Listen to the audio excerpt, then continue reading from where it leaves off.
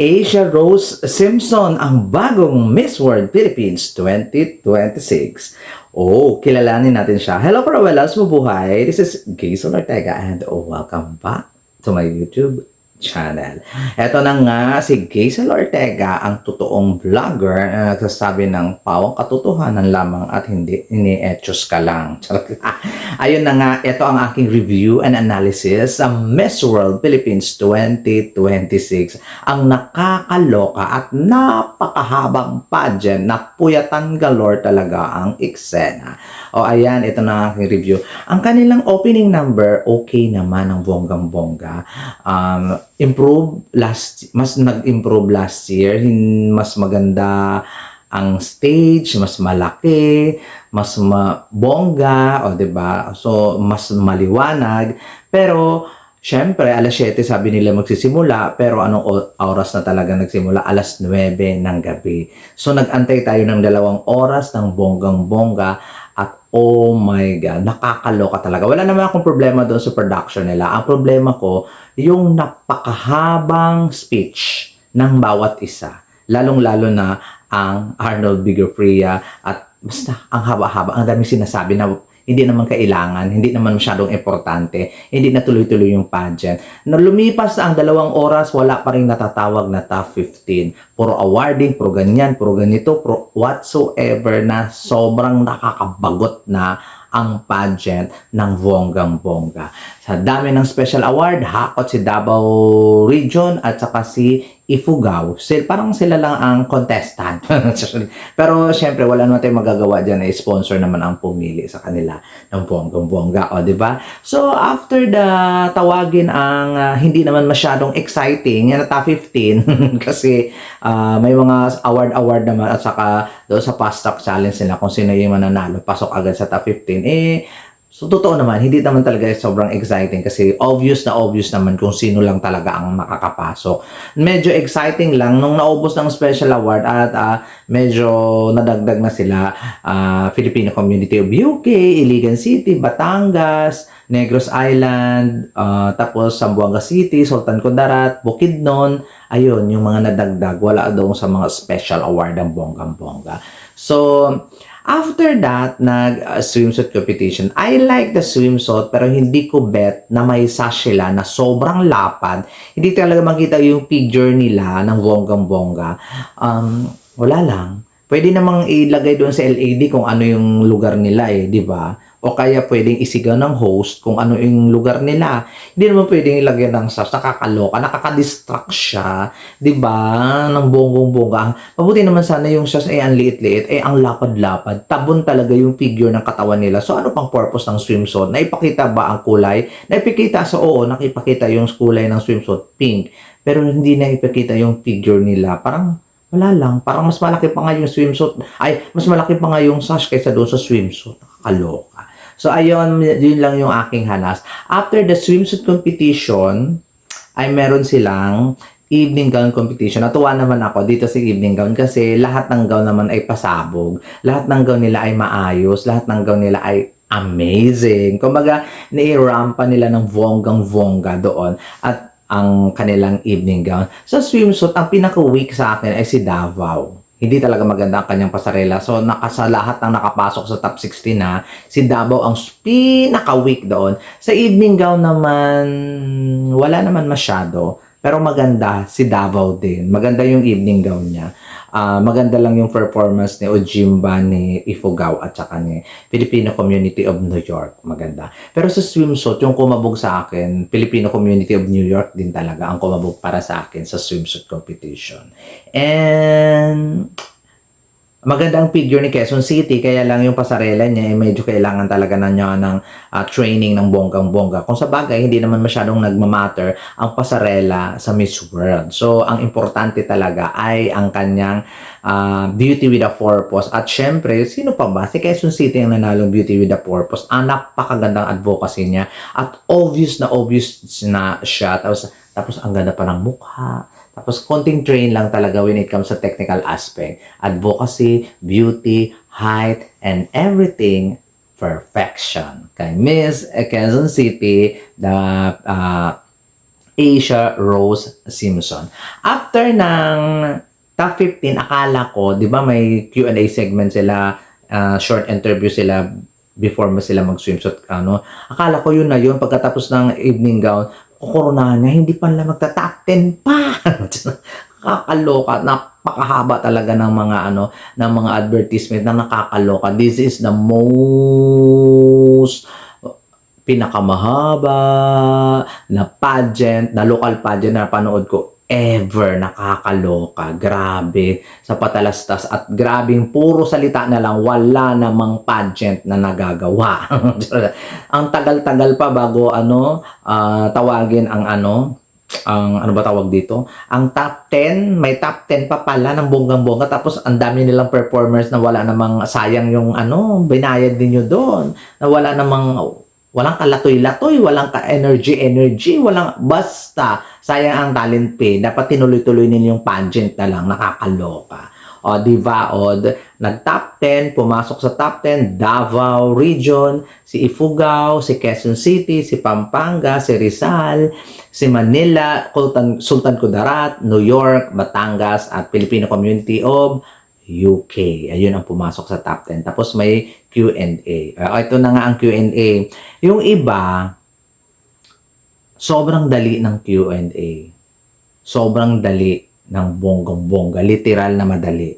Yung iba, political question na sobrang hirap sagutin kung ikaw yung mamayanan. Kasi ayaw mo kung mag-real talk ka kasi dito sa mga political question na to, ikaw yung mapapasama dyan. Kasi, syempre, iba-iba to ang ating mga adhikain sa buhay. Iba yung pananaw mo, iba ng pananaw ng isa. So, kung kumatig ka sa mga eksena dito sa political question, ay talagang mababash ka kahit wala ka namang masamang intention.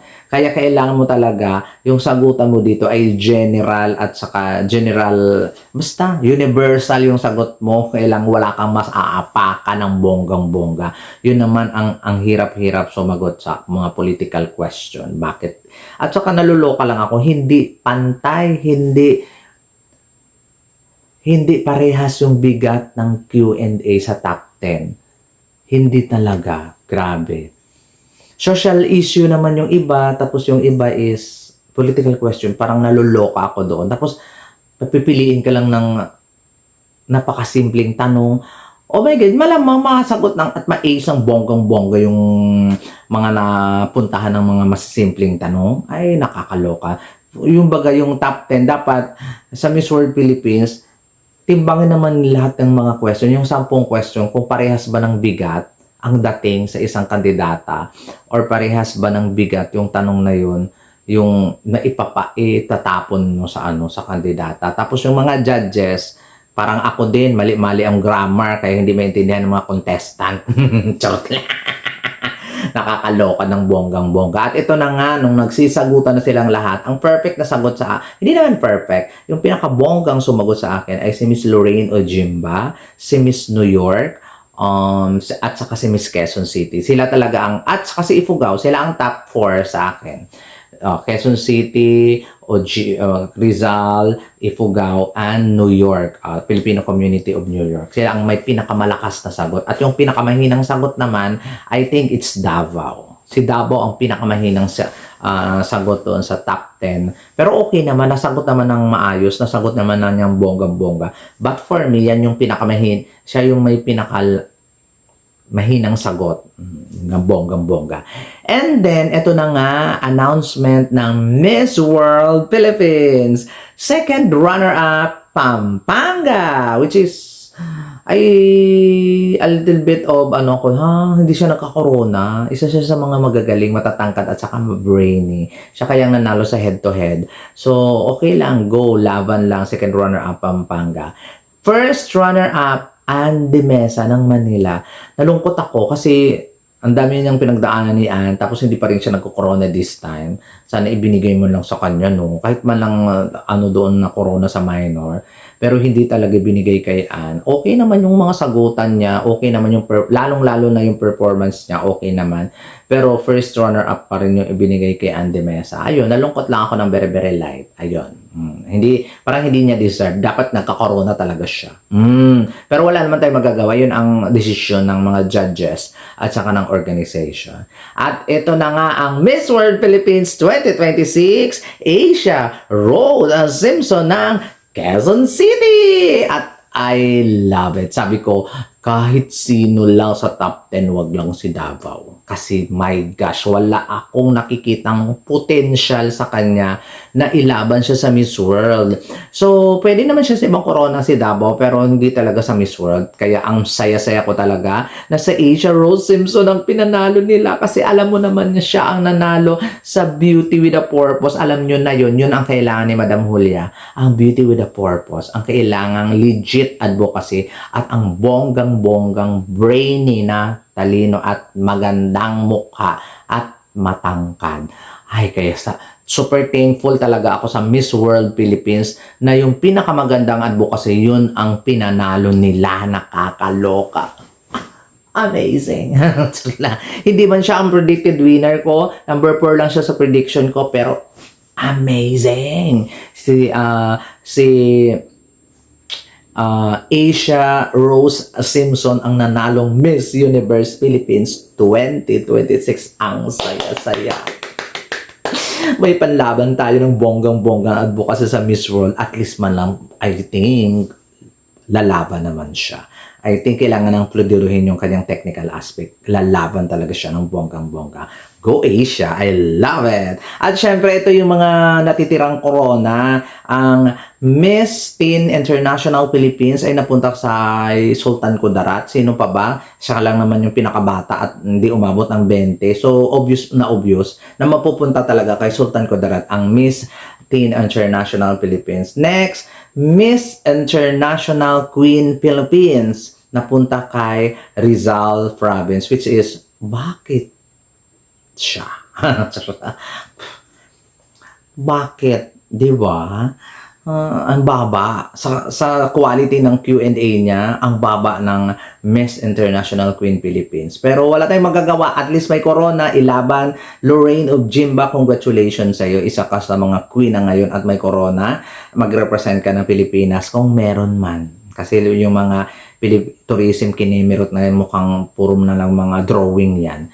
Next, Miss Tourism International Davao Region, Javelin Lorejo. Ayun, napunta nga siya doon at hinilot na rin talaga siguro na umabot siya doon sa Miss Tourism International kasi kahit na obvious na mas magaling si Batangas sumagot at ma-obvious naman na mas magaling si Filipino Community of UK sumagot kaysa sa kanya. Pero wala naman tayong magagawa, favorites kasi siya di ba? Favorites niyo yan. Di ko kasi nakikita yung potential niya kasi bukod doon sa mababa siya, mukha lang siyang artista na maganda. Yun lang yung nakikita ko. Pero pasarela, puryaga ako sa pasarela niya. Tapos, wala lang. Maganda lang talaga yung mga gamit niya. Siguro malaki yung fan base. Kaya siguro umabot siya sa. Pero congratulations, support natin si Miss